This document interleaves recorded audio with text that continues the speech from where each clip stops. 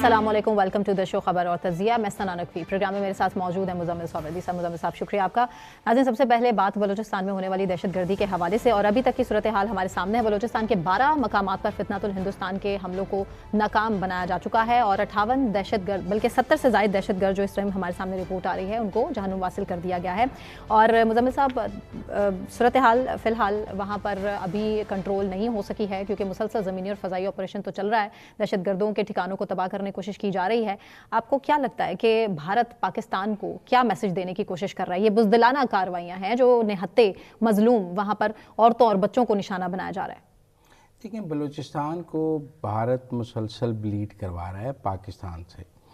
पाकिस्तान को ब्लीड कराने का एक रास्ता उसने बलूचिस्तान भी रखा है और टीटीपी के ज़रिए केपी भी रखा है। 2 सूबे जो हैं वो हमारे हैं।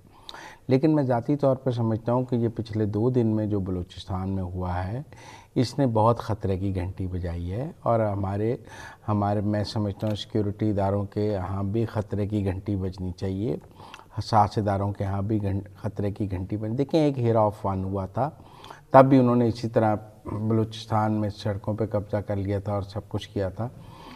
आज हेरा ऑफ-2 किया उन्होंने, जो 12 शहरों में किया है। ये उन्होंने दूसरी बार अपनी इस तरह की दहशतगर्दों ने कुछ स्ट्रेंथ का मुजाहरा किया है, जिसमें वो बैक वक्त कई शहरों में कार्रवाई करने की कोशिश करते हैं। ये दुरुस्त है कि हमने हेरा ऑफ-1 को भी नाकाम बनाया था, हमने हेरा ऑफ-2 को भी नाकाम बनाया है। दहशतगर्दों का काफ़ी जानी नुकसान हुआ है। हमारे भी 10 के करीब सिक्योरिटी एहलकार और जवान शहीद हुए हैं। सारा पाकिस्तान का इलाका पाकिस्तान के कंट्रोल में है।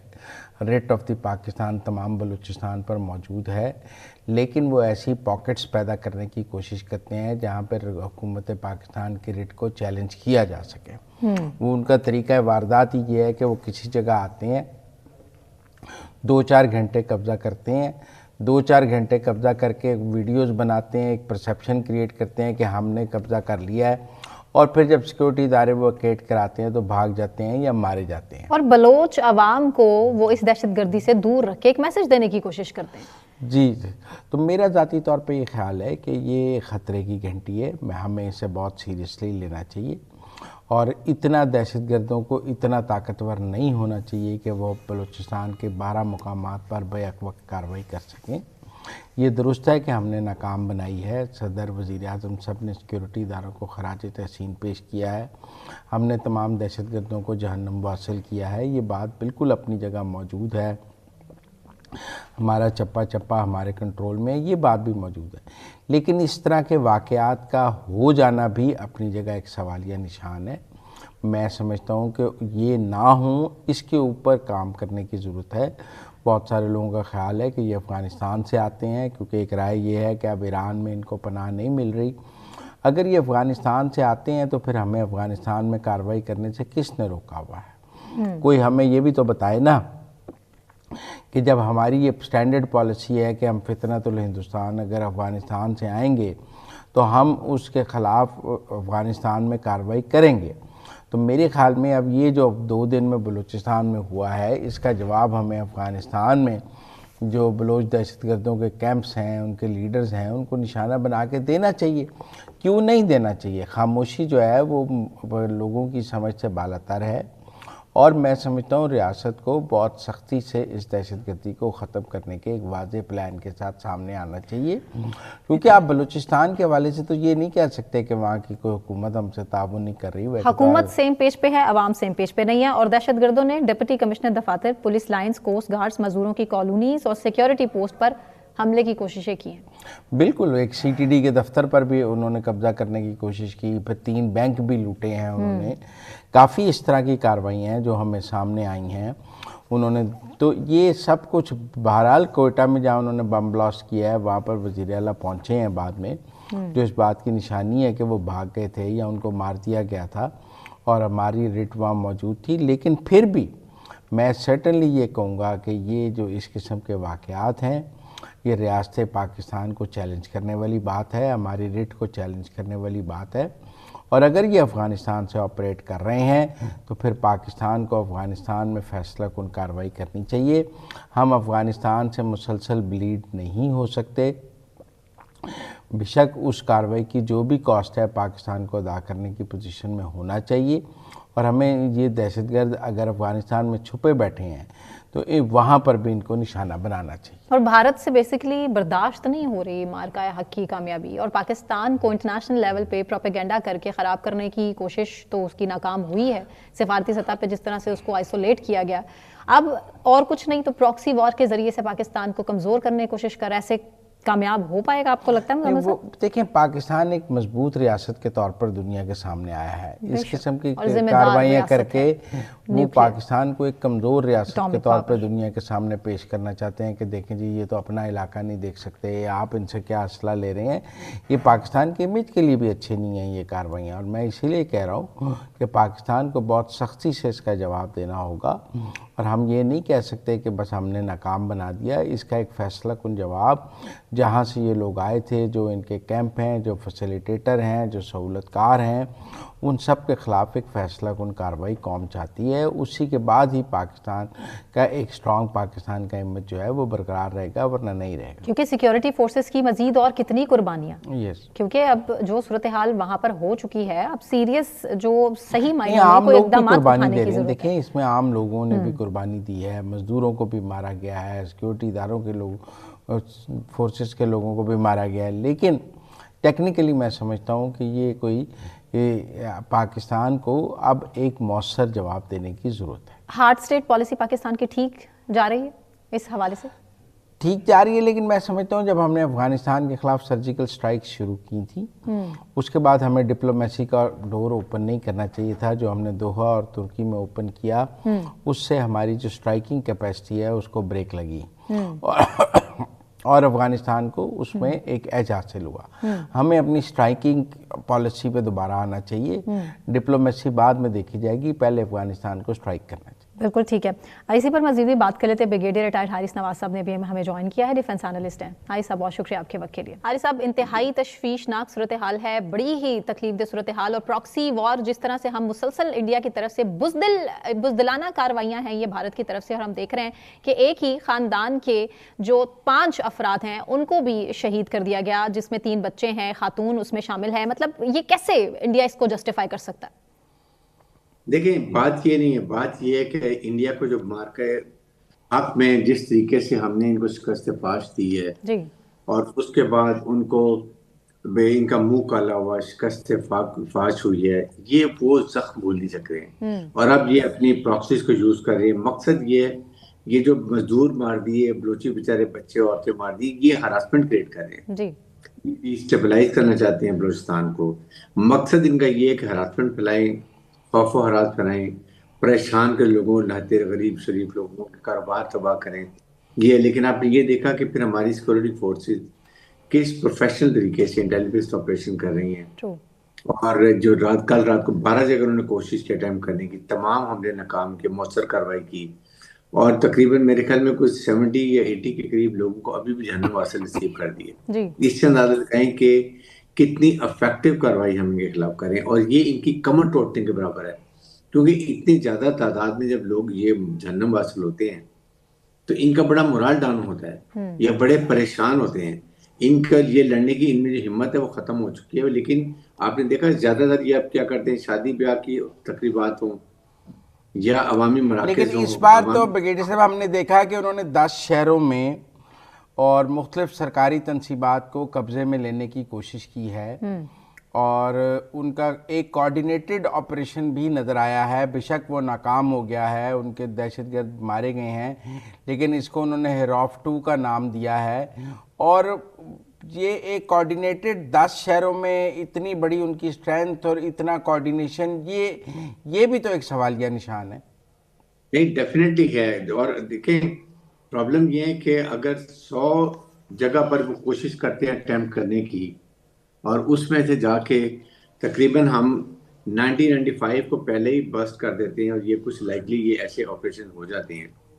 लेकिन फिर ये देखेंगे इनको किस तरीके से इनके खिलाफ कार्रवाई होती है मौसर अंदाज में, और वो नाकाम जब करते हैं, ये बहुत बड़ा डिमोरलाइजिंग फैक्ट होता है इन दहशतगर्दों के लिए।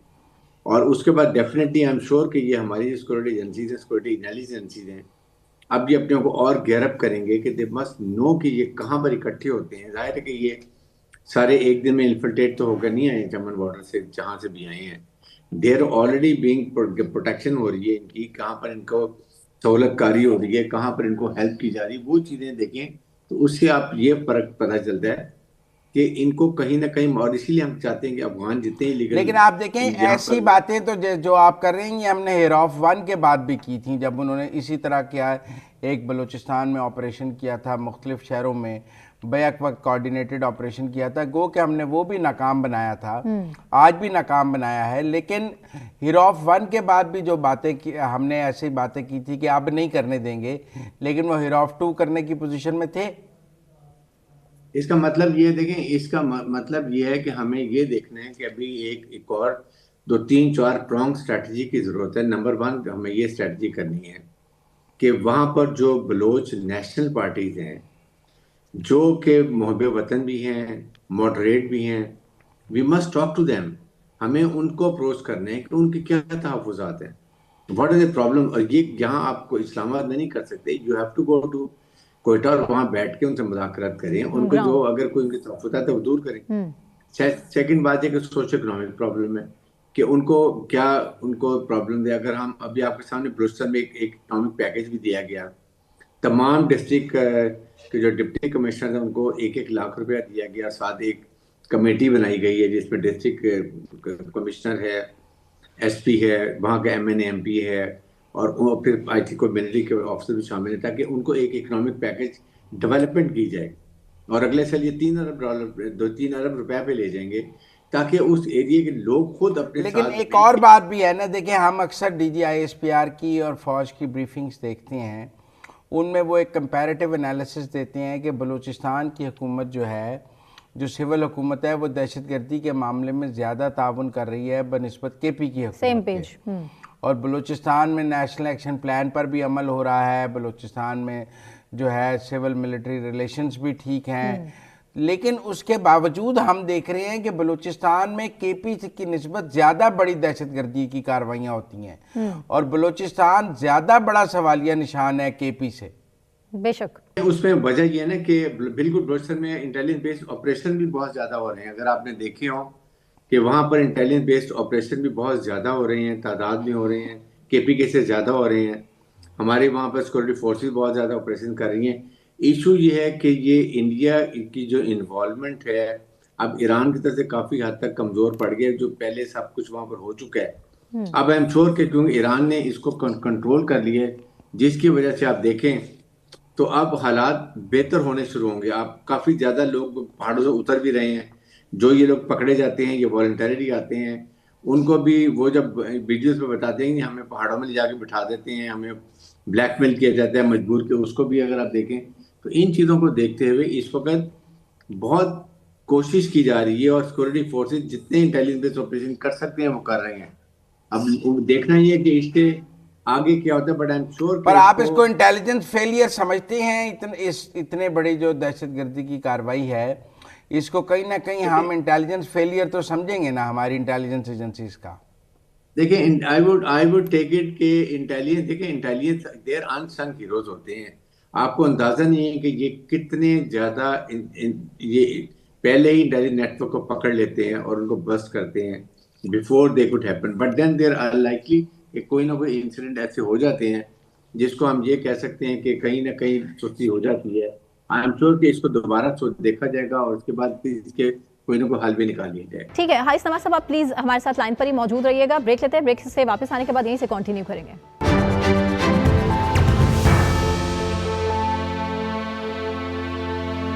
Welcome back. हारिस नवाज साहब, पहले जाफर एक्सप्रेस का जो हादसा वो भी हमने देखा, बड़ा प्लान था, बड़ी प्लानिंग के साथ उन लोगों ने जिस तरह से हाईजैक किया ट्रेन को, और उसके बावजूद हमने देखा कि हमारी तरफ से सिक्योरिटी फोर्सेस की अभी भी मुसलसल जो हमारे फोर्सेस जो अहलकार हैं वो वहाँ पर मौजूद हैं और मुसलसल ऑपरेशन जारी है। अभी फ़ज़ाई और ज़मीनी ऑपरेशन अभी भी मुसलसल चल रहा है। आपको नहीं लगता कि भारत जो प्रॉक्सी वॉर के ज़रिए से पाकिस्तान को या पाकिस्तान की इंटेग्रिटी को जिस तरह से करने की कोशिश कर रहा है, डिस्टेबलाइज करने की कोशिश कर रहा है, बलूचिस्तान जिस तरह से उनका हदफ है, जिस तरह से उनका टारगेट है, मैं सना के सवाल को आगे बढ़ाता हूँ। देखें, अब हमारा ये मौक़िफ़ है कि ईरान में तो कोई बलोच सेपरेटिस्ट नहीं बैठे, या टेररिस्ट नहीं बैठे, हमारे अपने लोग हैं। सारे अफगानिस्तान में बैठे हैं। तो इसके बाद आपको नहीं समझते कि हमें अफगानिस्तान में सर्जिकल स्ट्राइक्स दोबारा करनी पड़ेंगी, जो बलोच ये दहशतगर्दों के वहाँ ग्रुप्स हैं उनके ठिकानों पर? बिल्कुल, पाकिस्तान को तमाम मिलिट्री मीन्स यूज करने की जरूरत है, चाहे वो ड्रोन अटैक हो, सर्जिकल अटैक हो। खास तौर पे जो फिरकल हिंदुस्तान और फिरकल खारिज के कमांडर्स हैं, we have to go for them. और इस पे विदाउट हमें ये कोई लिहाज नहीं कि कौन, वी आर वेरी क्लियर, जो भी पाकिस्तान पर मेरी नजर रखता है वो हमारा दुश्मन है। साथ ही साथ देखें, इस वक्त हमारा इस रीजन में और दुनिया में पाकिस्तान का स्टेचर बहुत हाई हो गया है। फील्ड मार्शल सईद आसिम मुनीर को दुनिया सुनती है, प्रेसिडेंट ट्रम्प उनकी बहुत रिस्पेक्ट करते हैं, ऑल द टाइम उनकी प्रेज करते हैं। तो आई थिंक पाकिस्तान को चाहिए कि इस मौके का फायदा उठाते हुए we must go and tell American, specially हमारी टीम रहनी चाहिए, वी मस्ट ब्रीफ देम कि what all is happening. India American जाते हुए जब $7.2 बिलियन का वेपन एम्युनिशन में छोड़ गए हैं, that has fallen into the hand of this terrorist organisation, जो पाकिस्तान की तरफ एक ये टेररिस्ट ऑर्गेनाइजेशन ये अटैक्स कर रहे हैं। वी मस्ट टेल देम कि now we are confronting 24 terrorist organisation जो कि वहां पर बैठी हुई हैं, और उनको आप 30 से 40 मिलियन डॉलर हर हफ्ते उनको फाइनेंशियल सपोर्ट दे रहे हैं। That money is being distributed this और terrorist organisation, and we are, हम अकेले इसको कन्फ्रंट कर रहे हैं। आप इस बात को देखें तो बात ये है कि हमें ये कहना चाहिए कि आप इनका फाइनेंशियल सपोर्ट बंद करें। नंबर 2, पाकिस्तान को क्या लेवल पर करना मुद्दा चाहिए? देखें, ये बलूचिस्तान के मौजूदा हालात के पेश नज़र आपकी नज़र में फौरी तौर पे हुकूमत पाकिस्तान को क्या स्टेप्स लेने चाहिए? पाकिस्तान को सबसे पहला स्टेप ये लेना चाहिए कि हमें अपने चाइना को, रशिया को, ईरान को और सऊदी अरब को कॉन्फिडेंस में लेना चाहिए। We must tell them what is the problem, and then we should warn the Afghan Taliban regime कि if you are not stopping terrorist organisation, we are going to go in your area and we know the location. इन्होंने problem ये की हुई है कि तमाम फितनल खारिज और फितनल हिंदुस्तान के जो लीडर्स हैं, इनको वो सिविल पॉपुलेशन में जाके एज ए ह्यूमन शील्ड के तौर पे वहां पर छुप गए बैठ के। अब पाकिस्तान डजंट मान के कोई कोलेटरल डैमेज हो, जिसकी वजह से हम बहुत एहतियात कर रहे हैं, क्योंकि अफगान जो अवाम है उनका कसूर कोई नहीं है, वो पहले ही पीछे हुए इस वजह से। तो इन हालात की वजह से जो बात की मैं ये कर रहा हूँ कि हमें ये बहुत सख्त प्रॉब्लम हो रही है। और पाकिस्तान, हमने पीछे देखा है कतर और इस्तांबुल, टर्की ने पाकिस्तान को कार्रवाई करने से रोका है। उन्होंने ये नहीं पाकिस्तान को एनकरेज नहीं किया। आज भी हम जब जाएंगे तो दुनिया हमें कहेगी कि आप रेस्ट्रेंट का मुजाहरा करें। दुनिया हमें कब क्या इजाजत दे रही है कि हम अफगानिस्तान पर सर्जिकल स्ट्राइक्स करें? जितनी तो दुनिया से बात करेंगे उतनी फंसते जाएंगे। तो इसलिए हमें देखें, बिल्कुल ठीक है, हमें पाकिस्तान को अपनी आवाम की सिक्योरिटी, जान माल की हिफाजत और सॉवरन और जो हमारी टेरिटोरियल बाउंड्री की हिफाजत, ये सिक्योरिटी फोर्स की जिम्मेदारी है। So I'm sure that they must be working, and we should be soon seeing कि how we are going to operate inside Afghanistan. वहाँ पर हमारा इंटेलिजेंस नेटवर्क भी है। They will also go, they must be working, they should be giving first hand information कि कहाँ पर कौन से कमांडर, कहाँ इनका ट्रेनिंग कैंप, कहाँ इनके एडमिनिस्ट्रेटिव कैंप्स, कहाँ इनके एम्युनिशन डंप और कहाँ इनके कमांडर्स रह रहे हैं। When we get, जहां तक पॉसिबल होगा they will go, I'm sure कि इसके ऊपर कोई कॉम्प्रोमाइज नहीं होगा। बस लेकिन वो तो कोयटा तक आ गई हैं। आज तो उन्होंने कोयटा की सड़कों पर उनकी वीडियोस आई हैं। हम कहते थे वो दूर दराज इलाकों तक महदूद हैं, वो तो देखें बॉर्डर के करीबी इलाकों तक महदूद हैं, लेकिन आज तो वो हमें कोयटा में नजर आए हैं।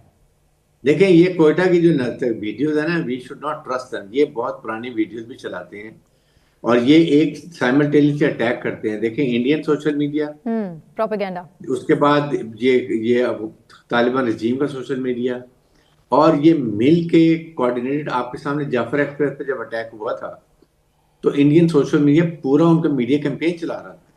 इसलिए ये साइमल्टेनियसली होता है। ये वीडियोस इनकी हमेशा पुरानी होती हैं, ये सिर्फ कवर अप करने की इसकी कोशिश करते हैं, जिसकी वजह से ये प्रॉब्लम होती है।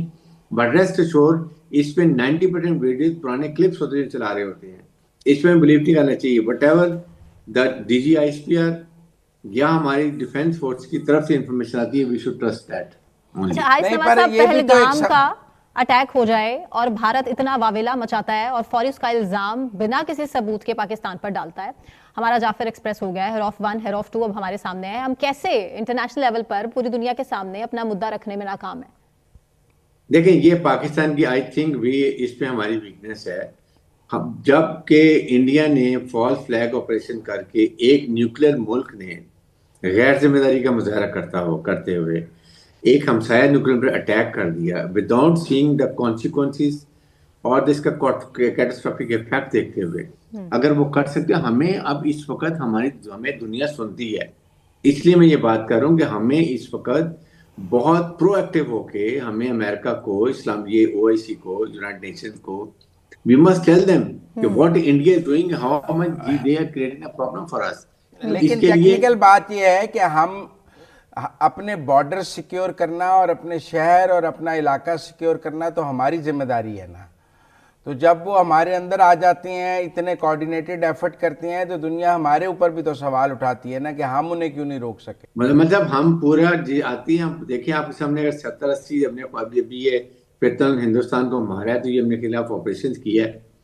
और क्योंकि पोरस बॉर्डर है, आपको पता है कि रगड़ माउंटेन है, हम जितना भी फेंसिंग कर लें कहीं ना कहीं से ये इनको रास्ते मिल जाते हैं। पुराने ये नेटिव एरिया के, वहाँ से फिर अंदर आके छुपने की भी इतना बड़ा बलूचिस्तान है, वहाँ पर भी छुपने की जगह मिल जाती है। बट ये देखेंगे इनको हमने कितने लोगों को फिर हमने मारा भी है, इनके खिलाफ ऑपरेशन भी किया है, इनके ऑपरेशन को नाकाम भी किया है मौसर तरीके से। तो अगर हम इन चीज़ों को देखते हैं देन इनके भी मोराल को बड़ा इफेक्ट होता है। इनके आपस में ग्रुप है, एक कंधार ग्रुप है, काबुल ग्रुप है, वहाँ पर भी एक बड़ी प्रॉब्लम चल रही है जिसमें, और आन करीब आप देखेंगे, आई एम श्योर कि यही अफगान अवाम इनके खिलाफ खड़े होंगे और अपना यहाँ पर इलेक्शन करवा के डेमोक्रेटिक गवर्नमेंट लेकर आएंगे। ये 14-15 लोग बैठ के इस्लाम का ये ठेका तो नहीं ले सकते जिस तरीके से इन्होंने आइन बनाया है, वहाँ पर जो क्रिमिनल प्रोसीजर बनाया है। Can you imagine? क्या पर कुछ लोग हमें कहते हैं कि मशवरा देते हैं कि इनसे बातचीत करें, बोलो ये जो BLA वगैरह से, आप समझते हैं कि इनसे बातचीत करने का वक्त आ गया है? देखें, किसी हालत में बातचीत नहीं करेंगे। जो भी ग्रुप आपके खिलाफ हथियार उठाता है, रियासत उठाता है, उसको आप मुज़ाकरात नहीं करेंगे। आपने मुज़ाकरात करने हैं तो हम मुज़ाकरात किसी वजह से अफगान तालिबान से कर सकते हैं, लेकिन हम इनसे ख्वारिज फितले हिंदुस्तान किसी हालत में नहीं कर सकते अनलेस दे एक्सेप्ट आइन और कानून पाकिस्तान को हथियार डालें, then we talk to them. आप अपनी वीकनेस नहीं दे सकते और हमारे में बहुत ताकत इनको कंट्रोल करें, चाहे प्रोलॉन्ग होती रहेगी। Ultimately they have to. Problem ये है कि अगर हम इनकी जो पैसा इनको मिलता है, जो इनको हुंडी का पैसा आता है, स्मगलिंग का पैसा आता है, नारकोटिक्स का पैसा आता है, टायरों की स्मगलिंग, सिगरेट स्मगलिंग, उसके बाद ये गाड़ियां जो लेके फिर रहे हैं, ये स्मगल गाड़ियां, ये चीज़ इनकी बंद करनी है। इसके लिए जो बलूचिस्तान के कुछ लोग और ख़ास तौर पे KPK में जो है, जो वहाँ के पॉलिटिशियन, बिजनेसमैन, ये हमें फुल सपोर्ट नहीं कर रहे हैं। अगर इस बात को ये समझ आए तो मेरे ख्याल में जब फंडिंग इनकी ख़त्म होगी और फिर अगर अमेरिकन इनको पैसे देना बंद करें, जो कि अभी हमारी बात को सुनते हैं, we have to talk to them, tell them कि आप देखें ये एक बड़ा ही प्रॉब्लम है कि हम सिंगल हैंडेडली इस टेररिस्ट ऑर्गेनाइजेशन को मुकाबला कर रहे हैं, जो आप वहाँ पर इतना वेपन एमुनिशन लेके और फिर हर महीने हफ्ते इनको पैसे भी दे रहे हैं।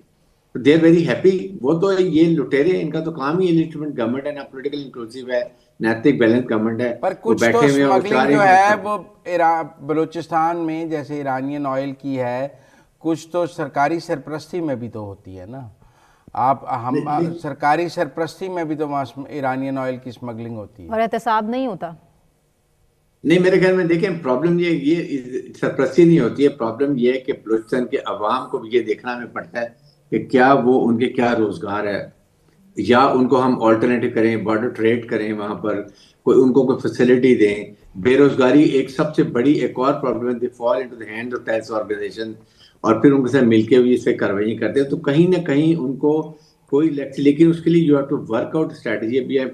अगर ईरान और अमेरिका का कोई मसला हल हो जाता है, बैठ के बातचीत होती है, देन हमारी बहुत इश्यूज हल हो जाएंगे। हमें वहाँ जो फॉर्मलाइज तरीके से ऑयल लेने की ज़रूरत है, और हम गैस भी, हमारी पाइपलाइन बिछी हुई है, वो हम ले सकते हैं, और बलूचिस्तान के लोगों को भी रोज़गार मिल जाएगा। गवादर पोर्ट भी ऑपरेशनलाइज हो जाएगा, वहाँ उनको बड़ी जॉब अपॉर्चुनिटी मिलेंगी। बेरोजगारी is the main issue.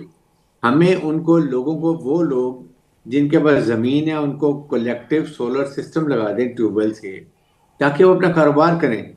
Likewise जो बिल्कुल जमीन में नहीं, मवेशी दे उनको। अगर 10-20 हॉस्पिटल्स, आइज नवाज साहब, अच्छे स्कूल्स, हॉस्पिटल्स, वहां पर अच्छी बिल्डिंग्स, वहां की महरूमियां दूर होनी चाहिए।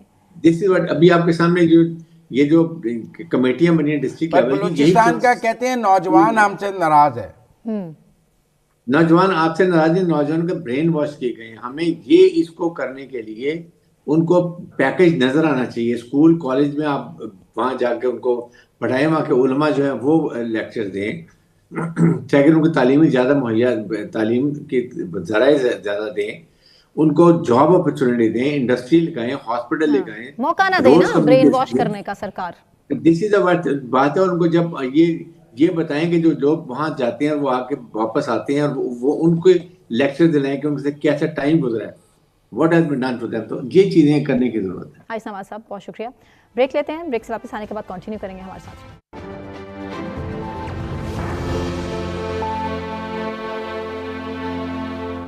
वेलकम बैक नाजरीन। बात वादी तीरा के हवाले से ऑपरेशन जो होना था और वहाँ से मुतासरीन को, जो वहाँ के लोग थे, रिहायशी थे, 70% जो लोग थे वहाँ से उनको कैंप्स में ट्रांसफ़र कर दिया गया था। अब बड़ा सियासी इत्तेहाद का जो अलामिया है वो सामने आ चुका है। इस हवाले से मुजम्मिल साहब, आपको क्या लगता है इस पर अब कितनी जल्दी अमल दरामद करा दिया जाएगा? देखिए, ये हमने कल बताया था कि ये जो जिरगा है ये 6 सब ट्राइब्स के नुमाइंदों पर मुश्तमिल है और ये एक लेजिटिमेट जिरगा है। इन्होंने अपना एक 12 नुकाती जो है आज एलामिया जारी किया है। अब वो एलामिया बड़ा दिलचस्प है। उसका जो है ना 10 नंबर पॉइंट, वो मेरा ख्याल है नंबर 1 होना चाहिए था। उन्होंने कहा सूबाई और वफाकी हुकूमतों की जानिब से मुतासरीन तीरा के हवाले से गैर संजीदा बयानबाजी और रवैया काबिल अफसोस है।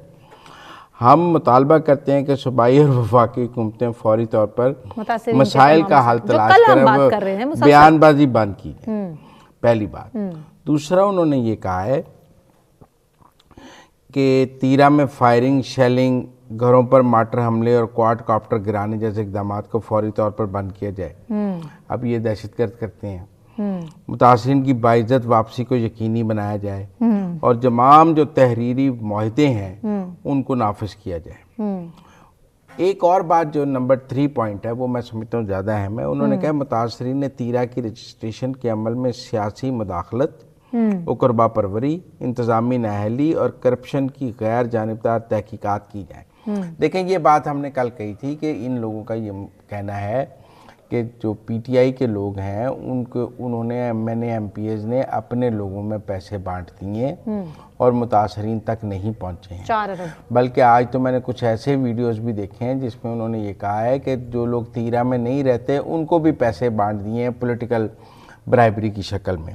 आज इस जो इलामिया है उसमें ये आ गया है कि रजिस्ट्रेशन के अमल में सियासी मुदाखलत, उकरबा परवरी, इंतज़ामी नाअहली, करप्शन, इसकी तहकीकात की जाएँ और जो ज़िम्मेदार हैं उनके ख़िलाफ़ कार्रवाई की जाए। यकीनन ये सारे काम सूबाई हुकूमत कर रही थी, ये काम ना फ़ौज कर रही थी ना वफाकी हुकूमत कर रही थी।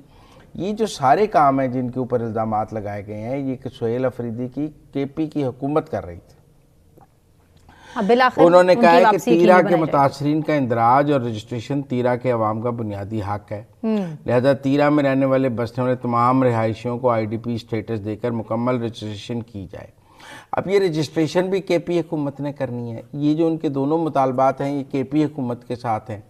इसमें वफाकी पॉलिटिकल या नादरा के खुद साख्ता और मनपसंद रजिस्ट्रेशन बड़ा सियासी इत्तेहाद को किसी तरह कबूल नहीं, क्योंकि इससे हकीकी मुतासरीन को किया जा रहा है। या अब ये जो पॉलिटिकल जो उन्होंने कहा सियासी जो रजिस्ट्रेशन हो रही है ये फिर उसी तरफ इशारा है।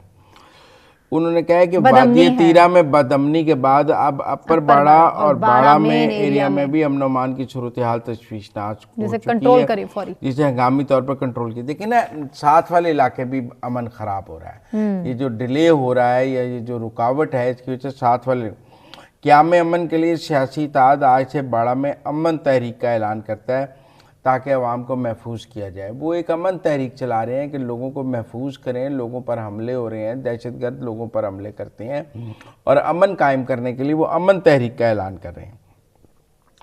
बाड़ा में अगवा बराए तवान, धमकी में कॉल और आम शहरियों में खौफ और राहत के खात्मे के लिए हुकूमत अपनी आइनी जिम्मेदारियाँ पूरी करे। ये केड़ी हुकूमत ने पूरा करना है? ये भी प्रोविंशियल गवर्नमेंट में पुलिस उनकी है, सीटीडी उनकी है। जब वो कहते हैं फ़ौज नहीं करेगी तो वो खुद करेंगे। ये जो अगवा बराए तवान, धमकी मीज कॉल्स, ये सारा कुछ तो सुहेल अफरीदी साहब आप पर चार्जशीट है एलामिया का, आपने करना है। उसके बाद उन्होंने कहा है कि सूबाई और वफाकी हुकूमतों की जानिब से मुतासरीन के हवाले से गैर संजीदा बयान, मैं समझता हूँ बयानबाजी वाकई बंद होनी चाहिए, काम होना चाहिए। तीरा के लोगों को किसी पॉलिटिकल नैरेटिव की ज़रूरत नहीं है, उन्हें मदद की ज़रूरत है, उन्हें हुकूमत की मदद की ज़रूरत है, उन्हें तहफ़्फ़ुज़ की ज़रूरत है, उन्हें अमन की ज़रूरत है। उन्हें पॉलिटिकल नैरेटिव की ज़रूरत नहीं है, बयानिया आप क्या बना रहे हैं, उनकी मदद क्या कर रहे हैं, ये ज़्यादा इम्पॉर्टेंट बात है। उन्होंने कहा है कि ये जो हमारा सियासी इत्तेहाद है ऐलान करता है कि अगर हमारे आइनी, कानूनी और अखलाकी मुतालबात पर फौरी अमल ना किया गया तो हम मुतासरीन तीरा और ज़िला खैबर के अवाम के साथ मिलकर सूबाई और वफाकी हुकूमतों के ख़िलाफ़ एहतजाज शुरू करेंगे, जिसमें तमाम तर जिम्मेदारी मुतलका हुकाम पर होगी। उन्होंने कहीं नहीं कहा वो फ़ौज के ख़िलाफ़ एहतजाज करेंगे। उन्होंने इस पूरे एलामिया में कहीं फ़ौज के ख़िलाफ़ एक लफ्ज़ नहीं कहा, कोई सिक्योरिटी इदारों का ऑपरेशन नहीं होना चाहिए। हासिल क्या हुआ इससे? टेक्निकल बात है, वो कह रहे हैं कि भाई हम बेयारों मददगार हैं, आप आकर हमारी मदद करें। वो सुहेल अफरीदी साहब को और प्रोविंशियल गवर्नमेंट को पुकार रहे हैं कि हमें आईडीपी स्टेटस दें, हमारी नकल मकानी को सहूलतकारी करें, वहाँ पर अमन कायम करें, धमकी, अगवा बराए तवान और दहशतगर्दों की जो कार्रवाइयाँ हैं उनसे हमारी जान छुड़ाएँ। मैं समझता हूँ कि ये जो एलामिया है ना, ये हर उस नैरेटिव का जवाब है जो तीरा पर बनाया जा रहा था कि जी फ़ौज ऑपरेशन कर रही है, लोग फ़ौज के ख़िलाफ़ हैं।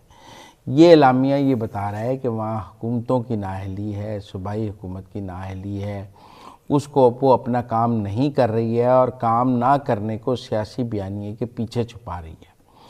अब कल जमरूद में सुहेल अफरीदी साहब का जलसा है, ये आज एक जिरगा हुआ है और कल एक जलसा है।